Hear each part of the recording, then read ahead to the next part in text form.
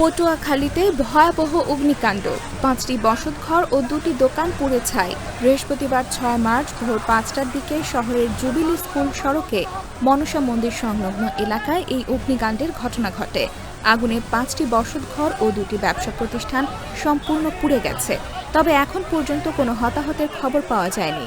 খবর পেয়ে ফায়ার সার্ভিসের ৪টি ইউনিট দ্রুত ঘটনাস্থলে পৌঁছে আগুন নিয়ন্ত্রণে আনে। তাদের সঙ্গে সহায়তা করে সদর থানা police, answer VDP, red crescent fire সার্ভিসের স্বেচ্ছাসেবক দল, জেলা ছাত্রদলের নেতাকর্মী ও স্থানীয় স্বেচ্ছাসেবকরা। একজন ক্ষতিগ্রস্ত ব্যক্তি বলেন, আমাদের সবকিছু শেষ হয়ে গেছে। আগুন আমাদের স্বপ্ন, আশ্রয় সবকিছু কেড়ে নিয়েছে।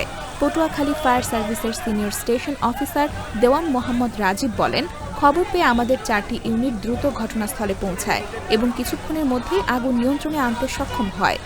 পটুয়াখালী আনসার ব্যাটালিয়নের সহকারী উপপরিচালক মোহাম্মদ ফরিদউদ্দিন বলেন, আমাদের সদস্যরা উদ্ধার কাজে সহায়তা করেছে। আমরা ক্ষতিগ্রস্তদের তালিকা সংগ্রহ করছি। স্থানীয় প্রশাসন ক্ষতিগ্রস্তদের সহায়তার আশ্বাস দিয়েছে। তবে ক্ষতিগ্রস্ত পরিবারগুলোর দাবি, তারা যেন দ্রুত পুনর্বাসন সহায়তা পায়। এখনো পর্যন্ত অগ্নিকাণ্ডের কারণ নিশ্চিত হওয়া যায়নি, তবে তদন্ত চলছে। আমরা আপনাদের সামনে আরও আপডেট নিয়ে আসব। আপনার মতামত জানাতে কমেন্ট করুন। আর এমন আরও তথ্য পেতে আমাদের পেজ ফলো করুন এবং ইউটিউব চ্যানেল সাবস্ক্রাইব করুন।